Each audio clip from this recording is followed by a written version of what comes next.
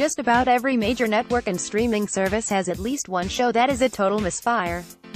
That's especially the case on network TV, although even some of our favorite cable channels and streaming services occasionally produce a stinker. A lot of these horrifically bad shows were quickly cancelled, but some are actually still on the air right now. Let's take a look at the absolute worst show on every major network and streaming service, including Netflix, page 6, and HBO, page 9.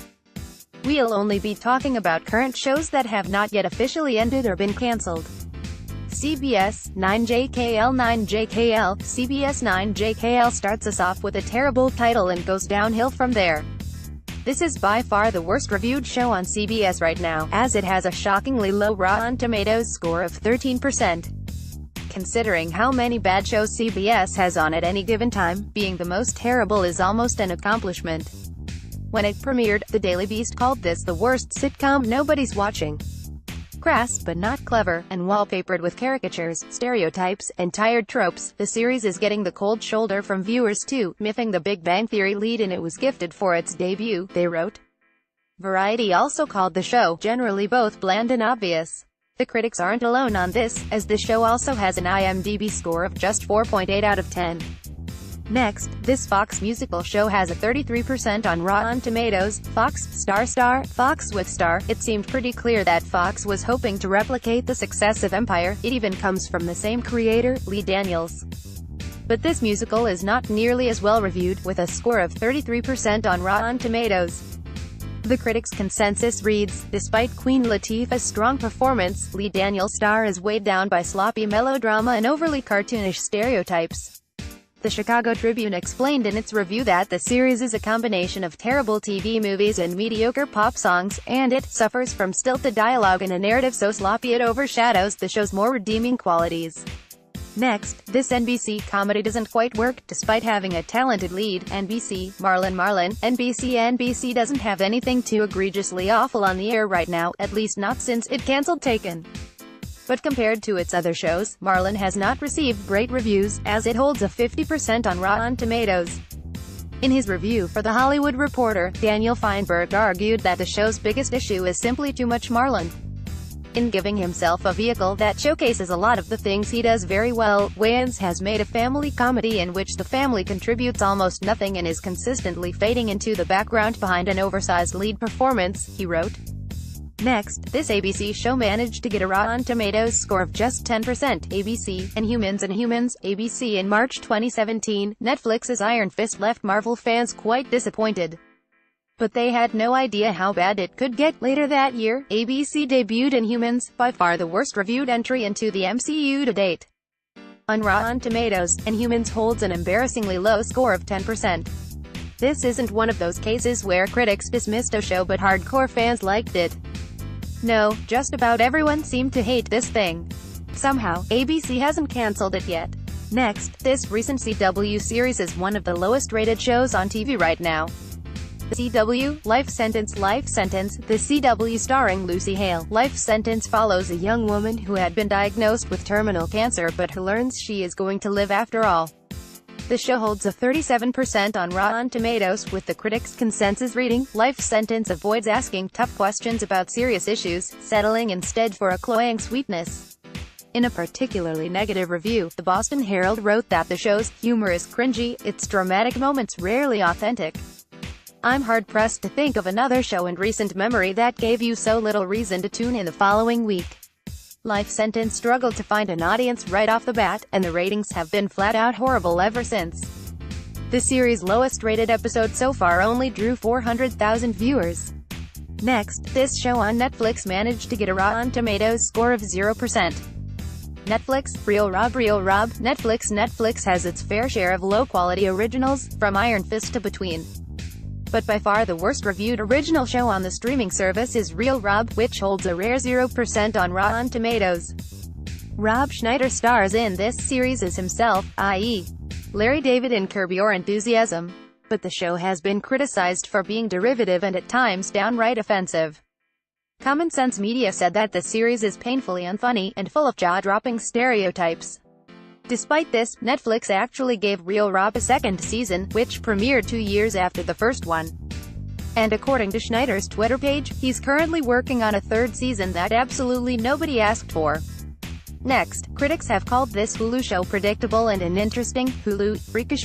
Hulu doesn't have too many huge breakout shows outside of The Handmaid's Tale, but it also doesn't have many shows that are notoriously awful, but one of its least enjoyable is Freakish, a zombie show with a cast consisting largely of social media stars.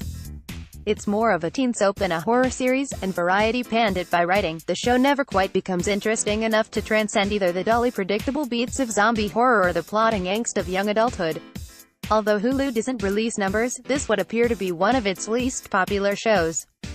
Even on IMDb, the reviews lean negative. The show holds a score of 6.6 out of 10. Next, this Amazon original show isn't as successful as the property it's based on. Amazon, lore. Most of Amazon's current slate of shows receive fairly positive reviews, but the lowest rated series that it currently has is Lore, based on the popular podcast. It holds a score of 65% on Rotten Tomatoes, meaning this is another case where the series is simply the least good and not exactly the worst. Lore demonstrates why not all podcasts really work well on television. It mixes narration with reenactments, but the reenactments are never that compelling. We find ourselves just wanting to listen to the narration. In other words, we find ourselves wanting the podcast experience instead. Still, Lore was popular enough to earn a season 2, even as many of Amazon's shows were being cancelled. Next, this HBO show also came from a popular creator but received negative reviews. HBO, Here and Now. HBO more than almost anyone else, HBO is a network that doesn't tend to produce too many terrible shows. If it has a new original out, there's a solid chance it's going to be good, but of its current programs, one was a complete miss, Here and Now. Even though it comes from the mind of 6 Feet Under's Ellen Ball, critics found this to be unfocused, trite, and flat-out boring. In a particularly scathing review, TV Line called Here and Now a crushing disappointment, an insufferably mopey family drama that's as dull and meaninglessly vague as its title. On Rotten Tomatoes, the show holds a score of 24%, making it one of the worst-reviewed HBO shows of all time. Next, despite coming from an acclaimed comedian, this Showtime show earned negative reviews.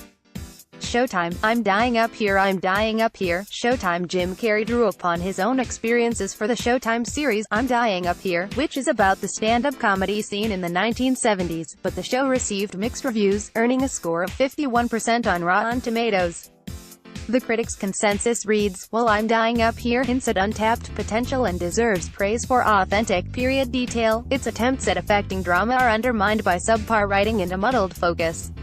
The Variety review for the show noted that it doesn't really have anything interesting to contribute to the ever-growing genre of shows about comedians.